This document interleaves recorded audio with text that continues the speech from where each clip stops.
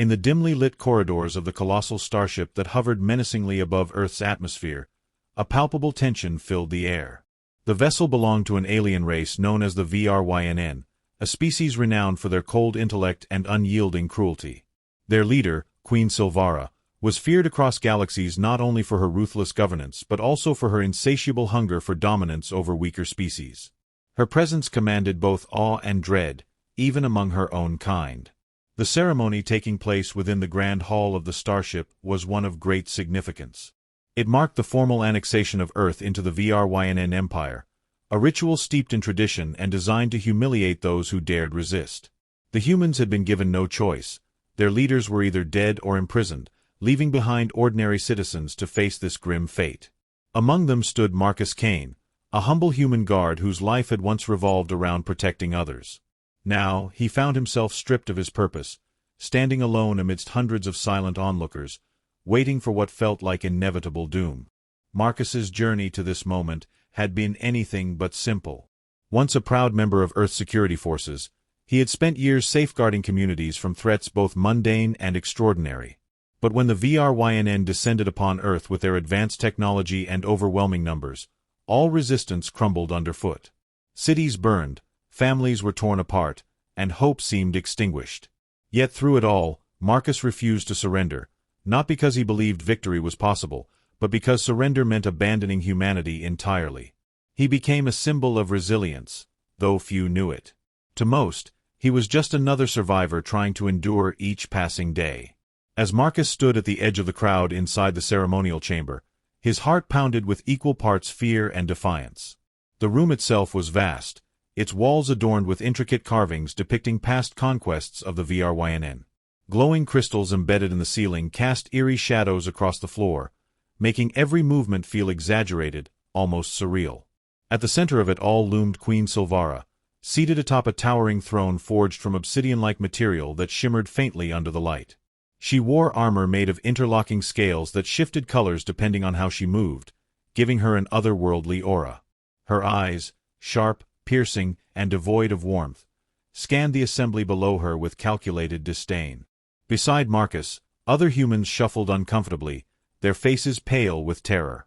Some clutched hands together tightly, while others stared blankly ahead, too broken to react. They were here as witnesses, forced to watch as their world was officially claimed by invaders they could never hope to defeat. For Marcus, however, there was something more personal at stake. This wasn't merely about witnessing humiliation, it was about enduring it firsthand. He had been singled out by the Queen herself, chosen specifically to serve as an example during the ceremony. Why him? Perhaps because of his reputation as someone who hadn't bowed easily during the initial invasion. Or perhaps simply because fate enjoyed playing cruel games. When the time came, two Vrynn soldiers approached Marcus, their elongated limbs moving with unsettling grace. Without uttering a word, they seized him by the arms and dragged him toward the dais where Queen Silvara awaited. Each step felt heavier than the last, as if gravity itself conspired against him. The murmurs of the crowd faded into a deafening silence, leaving only the sound of his own ragged breathing. As he ascended the steps leading to the throne, Marcus caught glimpses of familiar faces in the audience. People he'd sworn to protect, now reduced to helpless spectators. Shame mingled with anger, fueling a fire deep within him. At last, he stood before the Queen, mere feet away from the embodiment of everything he despised. Her gaze bore into him, dissecting his very soul. "Kneel," she commanded, her voice smooth yet laced with venom. Around them, the assembled Vrynn watched intently, eager to see how this fragile human would respond. Marcus hesitated, his knees trembling, not from weakness, but from the weight of what kneeling would mean. To kneel was to acknowledge defeat, to surrender not only his body but his spirit. And yet, defiance carried its own risks. One wrong move, one misplaced word, and he might seal the fate of everyone present. For a fleeting moment, Marcus considered compliance. What good would resistance do? Would it change anything? No, he realized. It wouldn't undo the devastation already wrought upon his people. But then again, maybe defiance wasn't about changing outcomes. It was about preserving dignity, about refusing to let the oppressor win completely. With that thought burning brightly in his mind, Marcus straightened his posture, lifting his chin ever so slightly. His voice, though quiet, carried a strength that surprised even himself. "I will not kneel." A collective gasp rippled through the chamber, followed by an oppressive silence. Queen Silvara tilted her head, her expression unreadable. For a moment, it seemed as though time itself had frozen. Then, slowly, deliberately, she rose from her throne. Her movements were fluid yet deliberate, exuding an authority that demanded absolute submission. Every eye in the room followed her descent from the dais, her armored boots clicking softly against the polished floor. When she reached Marcus, she stopped mere inches away, her towering frame casting a shadow over him. Her voice, low and dangerous, cut through the stillness. "You dare defy me," she hissed, her words dripping with contempt. Before Marcus could respond, she struck him across the face with the back of her hand. The force of the blow sent him sprawling to the ground, pain exploding across his cheekbone. A murmur of shock rippled through the crowd, quickly silenced by the icy glare of the Queen's guards. Blood trickled from the corner of Marcus's mouth, but he remained silent, his jaw clenched tight. Slowly, painfully, he pushed himself up onto his knees, refusing to stay down. Queen Silvara circled him like a predator sizing up its prey, her tail-like appendage flicking impatiently behind her. "You are nothing," she spat, her voice rising to fill the cavernous hall. "A speck of dust beneath my heel, a relic of a species too weak to survive." She paused, her glowing eyes narrowing as she leaned closer to him. "And yet you stand here, pretending to have some semblance of pride. How quaint." Marcus swallowed hard, tasting the metallic tang of blood. His body screamed in protest, every muscle aching from the strain of holding himself upright. But he met her gaze without flinching, his own eyes blazing with a quiet fury. "Pride isn't something you can take from me," he said, his voice steady despite the tremor in his limbs. "Not unless I give it to you." The Queen's lips curled into a sneer, revealing rows of razor-sharp teeth. She crouched down until they were face to face, her breath hot and acrid against his skin. "Oh, little human," she purred mockingly, "you misunderstand. I don't want your pride. I want your obedience, your submission. And if you refuse to offer it willingly," she straightened abruptly, gesturing sharply to her guards, "then I shall take it by force." Two Vryn soldiers stepped forward, dragging Marcus to his feet and forcing him onto a raised platform at the center of the chamber. Chains materialized from hidden compartments in the floor, snaking around his wrists and ankles with mechanical precision. The crowd watched in horrified silence as Marcus struggled futilely against his restraints, his chest heaving with exertion. Queen Silvara ascended the dais once more, her regal bearing radiating an aura of triumph. She addressed the assembly, her voice ringing out like a gavel striking stone. "Witness this moment," she declared, her tone dripping with malice. "This is what happens when defiance meets power. This human dares to challenge me, to deny the inevitability of his subjugation. Let him serve as an example to all who would entertain such foolish notions." With a wave of her hand, the chains tightened, eliciting a sharp intake of breath from Marcus as the metal dug into his flesh. The pain was excruciating, but he refused to cry out. Instead, he focused on the faces of the humans in the crowd, searching for any sign of solidarity, any flicker of rebellion. What he saw instead was despair, eyes cast downward, shoulders slumped in resignation. It was a sight that broke his heart more than any physical torment ever could. But then, amidst the sea of bowed heads, he noticed something unexpected. A young girl, no older than 10, stood near the front of the crowd, her wide eyes locked onto him. There was no fear in her gaze, only determination. She clutched a small, tattered doll to her chest, her knuckles white with tension. In that moment, Marcus understood why he couldn't give in, not for himself, but for her. For all the children who deserved a future free from tyranny. If he broke now, what hope would they have? Summoning every ounce of courage he possessed, Marcus lifted his head and met the Queen's gaze once more.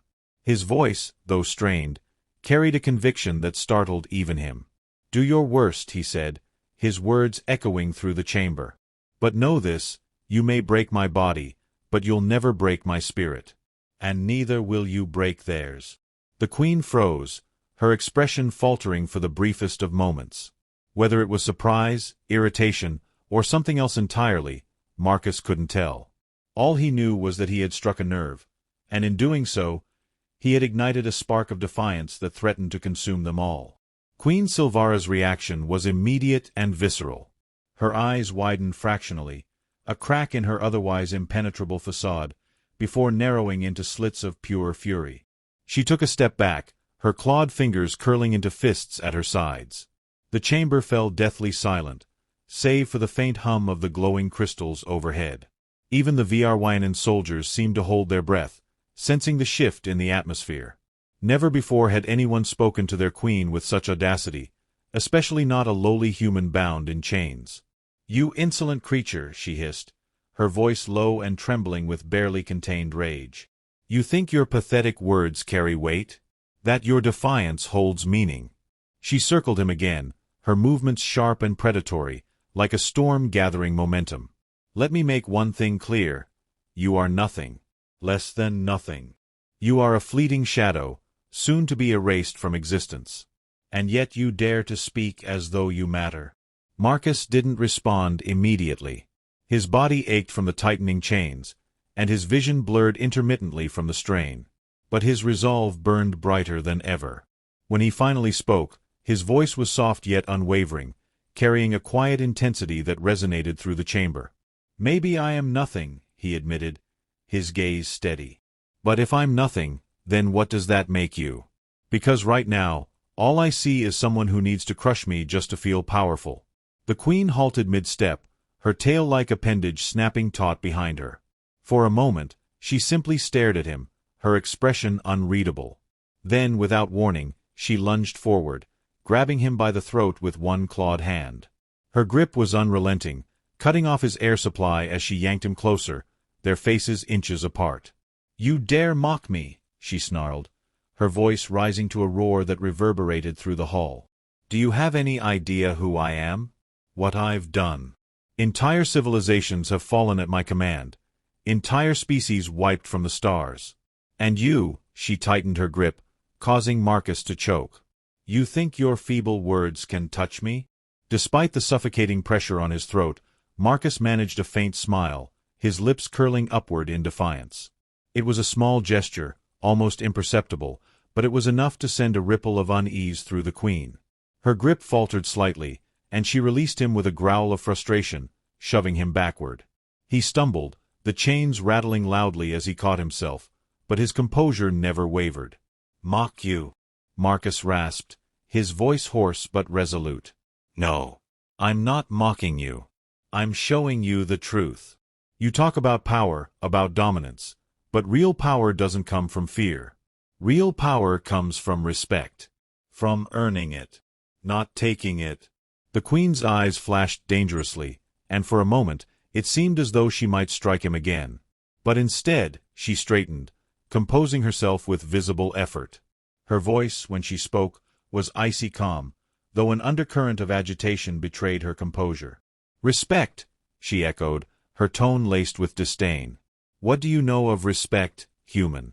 Respect is earned through strength, through conquest, through proving oneself superior in every way. Tell me, what have you conquered? What strength do you possess that warrants such arrogance?" Marcus met her gaze squarely, his chest rising and falling with labored breaths. "Strength isn't always about winning," he replied, his voice gaining strength with each word. "Sometimes, it's about standing when everyone expects you to fall. About fighting for something bigger than yourself, even when the odds are impossible. You say you've conquered civilizations, wiped out species, but what did you gain from it? Fear? Obedience born of terror? That's not respect. That's oppression. And deep down, you know it." The queen's jaw tightened, her claws flexing involuntarily at her sides. She turned away from him, pacing back and forth along the edge of the dais. Her movements were restless, agitated, as though she were grappling with thoughts she couldn't, or wouldn't, voice aloud. The assembled Vryn exchanged uneasy glances, their usual stoic expressions tinged with uncertainty. This was unprecedented. Never before had anyone challenged their queen in such a manner, least of all a human. Finally, she stopped, turning to face him once more. Her voice, when she spoke, was quieter, almost contemplative, but no less menacing. "You speak boldly for someone in your position," she said, tilting her head as if studying a particularly intriguing specimen. "Tell me, human, what drives you? What gives you the audacity to believe your words hold any weight against the might of my empire?" Marcus hesitated, his gaze flickering briefly toward the young girl in the crowd. She was still watching him, her doll clutched tightly to her chest, her eyes shining with a mixture of hope and fear. He drew a shaky breath, steadying himself before answering. "It's not about me," he said finally, his voice firm despite the pain coursing through his body. "It's about them. About every person here who's lost everything but still holds on to the belief that they deserve better. That we all deserve better. Maybe I can't stop you. Maybe none of us can. But as long as I'm standing, as long as I'm fighting, even if it's just with words, I'm reminding them that they're not powerless. That they're not forgotten." For the first time since the ceremony began, Queen Silvara appeared genuinely unsettled. Her mask of superiority slipped slightly, revealing a flicker of doubt beneath. She opened her mouth to respond, but no words came. Instead, she simply stared at him, her glowing eyes searching his face as though seeking answers to questions she hadn't yet articulated. The silence stretched on, heavy and charged with unspoken tension. The assembled crowd held their collective breath, unsure of what would happen next. And in that moment, Marcus realized something profound. He had struck a nerve, not because of his defiance, but because of the truth behind it. Deep down, the Queen understood. She just didn't want to admit it. As the weight of Marcus's words settled over the chamber, Queen Silvara's demeanor shifted in subtle yet unmistakable ways. Her rigid posture relaxed slightly, her shoulders dropping as though burdened by an invisible weight. Her glowing eyes, once filled with cold calculation, now flickered with something akin to vulnerability. For the first time, she seemed less like an invincible conqueror and more like a being grappling with doubts she had long suppressed. The Queen's tail-like appendage twitched erratically behind her, betraying her inner turmoil. She turned away from Marcus, pacing slowly along the edge of the dais. Her movements were deliberate, measured, but lacked the commanding authority she had exuded earlier. The assembled Vrynn watched her with growing unease, their usual stoic expressions giving way to confusion. This was not the Queen they knew, the unshakable ruler who thrived on dominance and control. Something within her had cracked, and the ripple effects were beginning to show. Finally, she stopped, her back to Marcus as she addressed the crowd. Her voice, when she spoke, was softer, almost hesitant, a stark contrast to the thunderous declarations that had filled the chamber moments before. "You speak of respect," she said, her tone tinged with skepticism. "Of earning strength rather than seizing it. But tell me, human, if I were to release you now, if I were to grant you this respect you claim to seek, what would you do? Would you fight me? Rally your people against me? Or would you simply fade into obscurity, content to live out your days in quiet defiance?" Marcus hesitated, weighing his response carefully. He knew this was a pivotal moment, one that could shape not only his fate but the fate of everyone present. His answer needed to be truthful, yet strategic. After a pause, he spoke, his voice steady and clear. "If you let me go, I won't waste my time plotting revenge or rallying armies," he said. "Because violence only perpetuates more violence. Instead, I'll use whatever freedom you give me to remind my people of who they are. To show them that even in the darkest times, there's still light worth fighting for. That's the real power, to inspire, not destroy." The Queen turned to face him, her expression unreadable. Her claws flexed at her sides, and for a moment, it seemed as though she might lash out in anger. But instead, she took a step closer, her glowing eyes boring into his.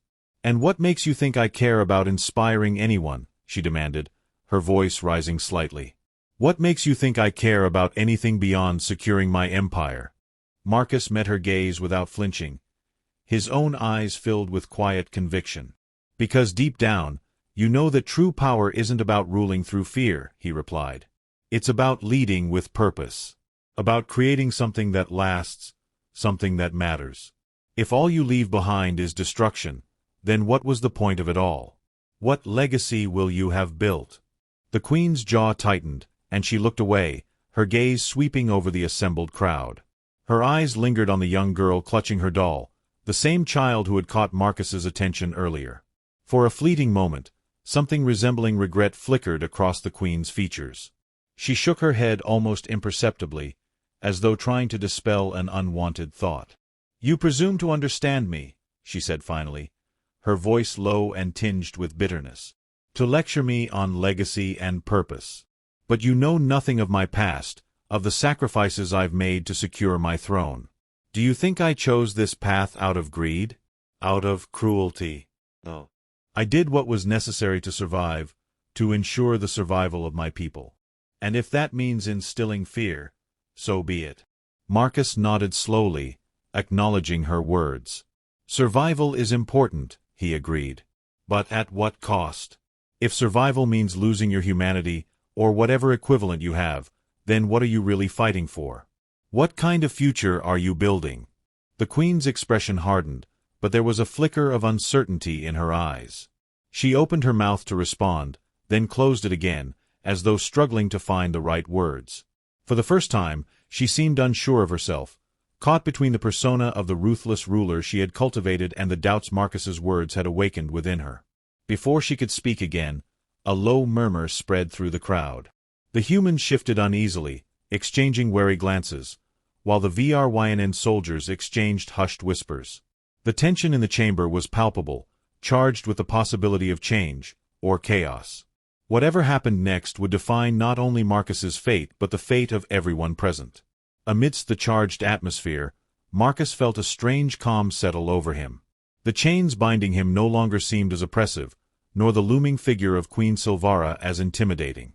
Instead, clarity emerged, a realization that his defiance had sparked something far greater than anticipated. He glanced briefly at the young girl again, her hopeful gaze anchoring him, reinforcing his resolve. This wasn't just about him anymore. It was about planting seeds of hope in fertile soil. The queen, sensing the shift in dynamics, paced once more, her steps slower, more contemplative. She paused near the edge of the dais, her luminous eyes scanning the crowd. The humans, emboldened by Marcus's courage, began to lift their heads, their eyes meeting hers with newfound determination. The Vrynn soldiers, accustomed to obedience, exchanged uncertain looks, their usual discipline wavering under the weight of unspoken questions. "You speak of hope," Queen Silvara finally said, her voice carrying a note of incredulity. "Of building a future beyond fear. But hope is fragile, human. It can be crushed as easily as your spirit." Despite her words, there was a hesitation in her tone, a crack in her armor of certainty. Marcus smiled faintly, a gesture of understanding rather than mockery. "Hope doesn't die easily," he countered gently. "Especially when it's shared. You've tried to extinguish it, but look around you. It's still here, flickering in the hearts of these people. And it will continue to burn, no matter what you do." The queen's gaze hardened, yet her next action was unexpected. With a swift motion, she signaled to her guards, who hesitated before stepping forward to unlock Marcus's chains. The metallic clinks echoed loudly in the silent chamber as the restraints fell away. Marcus rubbed his sore wrists, his eyes never leaving the queen's. "What are you doing?" he asked cautiously, suspicion threading through his voice. "Testing your resolve," she replied, her tone cryptic. "Prove to me that your words hold merit. Show me this hope you speak of." A ripple of astonishment swept through the crowd. The humans exchanged bewildered glances, unsure whether this was a trap or a genuine opportunity. Marcus straightened, his posture radiating cautious optimism. "How?" he asked, his voice steady. "Speak to them," she commanded, gesturing towards the assembled humans. "Inspire them. If you can ignite a flame of defiance in their hearts, perhaps I will reconsider my methods." Marcus took a deep breath, stepping down from the platform. He walked among the humans, his presence igniting a spark of courage in their eyes. He stopped near the young girl, kneeling to meet her gaze. "Remember," he whispered, loud enough for those nearby to hear, "even the smallest light can dispel the darkest shadow." Standing up, he addressed the crowd, his voice resonant with sincerity. "We may be standing in the shadow of fear today, but remember who we are. We are survivors, dreamers, fighters. Our strength lies not in our weapons but in our unity, our hope. Together, we can face whatever comes next." The humans listened, their spirits lifting visibly. Murmurs of agreement and nods of affirmation spread like wildfire. Even some of the VRYNN soldiers appeared moved, their rigid stances softening slightly. Queen Silvara observed silently, her expression inscrutable. Yet, beneath her composed exterior, a battle raged, between the ruler she had always been and the leader she could become. The outcome of this internal conflict would determine not only her reign but the fate of countless lives intertwined in this cosmic drama. As Marcus's words hung in the air, a palpable shift swept through the chamber. The humans, emboldened by his message of unity and resilience, began to straighten their postures, lifting their heads with newfound determination. Even the VRYN soldiers, who had been trained to suppress emotion, exchanged uneasy glances, their rigid discipline faltering under the weight of Marcus's quiet conviction. For the first time since the invasion began, hope seemed less like an impossible dream and more like a tangible force, one that could not be extinguished by chains or threats. Queen Silvara watched it all unfold from her throne, her glowing eyes flickering between Marcus and the crowd. Her claws flexed involuntarily at her sides, betraying the turmoil within her. She had expected defiance. She had even anticipated some measure of courage. But this collective surge of spirit, this unspoken rebellion ignited by mere words, was something she had never encountered before. It unsettled her, not because it threatened her power directly, but because it forced her to confront questions she had long buried beneath layers of conquest and control. Finally, she rose from her seat, descending the steps of the dais with deliberate slowness. Every movement was calculated, every breath measured, as though she were trying to reclaim the authority that seemed to slip further away with each passing moment. When she reached Marcus, she stopped, her towering frame casting a shadow over him once more. Yet this time, there was no malice in her gaze, only a piercing intensity, as if she were searching for answers hidden deep within his soul. "You claim to understand strength," she said, her voice low and steady, yet tinged with an edge of vulnerability. "You speak of hope, of unity, as though they are weapons capable of toppling empires. Tell me, human, if I were to step aside, if I were to relinquish my hold on your world, what would you do? Would you rebuild? Or would you simply repeat the mistakes of your past?" Marcus met her gaze without hesitation, his own eyes reflecting a mixture of resolve and compassion. "If you stepped aside," he replied, his voice carrying a quiet strength, "we wouldn't waste our time seeking vengeance or revenge. We'd focus on healing, on rebuilding not just our cities, but our humanity. And maybe, just maybe, we'd extend a hand to you. Not out of weakness, but out of understanding. Because true strength isn't about domination, it's about connection." The Queen's expression softened ever so slightly, though her jaw remained clenched. She turned away from him, pacing slowly along the edge of the platform. Her tail-like appendage twitched behind her, betraying her inner conflict. For several moments, she said nothing, allowing the silence to stretch taut like a bowstring. The assembled crowd held their collective breath, unsure whether her next move would bring salvation or destruction. When she finally spoke, her voice was barely above a whisper, yet it carried across the chamber with startling clarity. "I have spent centuries building my empire," she began, her tone heavy with reflection. "I have sacrificed everything. My compassion, my empathy, my very sense of self, to ensure the survival of my people. And now, standing here before you, I find myself questioning everything I thought I knew." She paused, turning to face Marcus once more. "You say hope is stronger than fear. That unity can overcome division. Prove it to me. Show me that such ideals are not merely words spoken in desperation, but truths worth believing in." Marcus nodded, stepping forward until he stood directly in front of her. Though he was dwarfed by her imposing figure, there was no trace of fear in his demeanor, only a quiet confidence born of conviction. "Hope isn't something you prove," he said gently. "It's something you feel. Something you choose to believe in, even when the odds seem insurmountable. If you're willing to take a step back, if you're willing to let go of fear and embrace possibility, then maybe, just maybe, we can build something better together."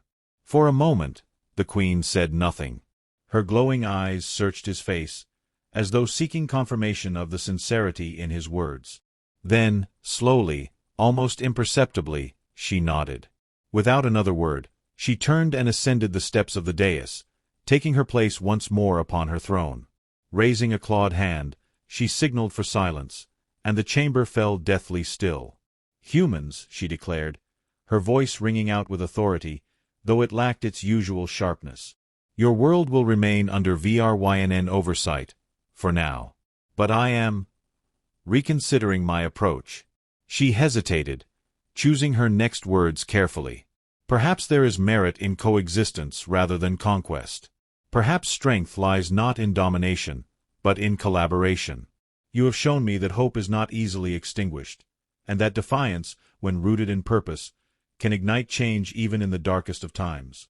A murmur of astonishment rippled through the crowd, quickly followed by cautious optimism.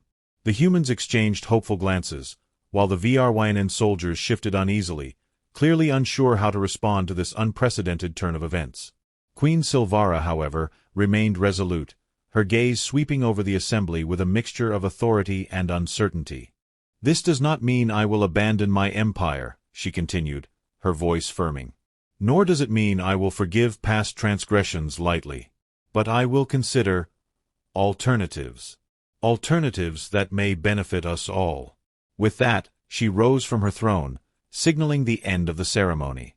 As she departed the chamber, flanked by her guards, she spared one final glance at Marcus, a look that conveyed both gratitude and warning.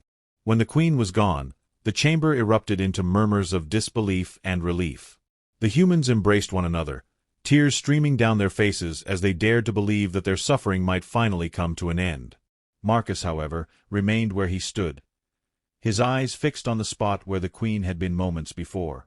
He knew this was only the beginning, a fragile truce that could shatter at any moment. But for now, it was enough. As the crowd dispersed, the young girl approached him, her doll clutched tightly to her chest. She looked up at him with wide, shining eyes, her expression filled with awe.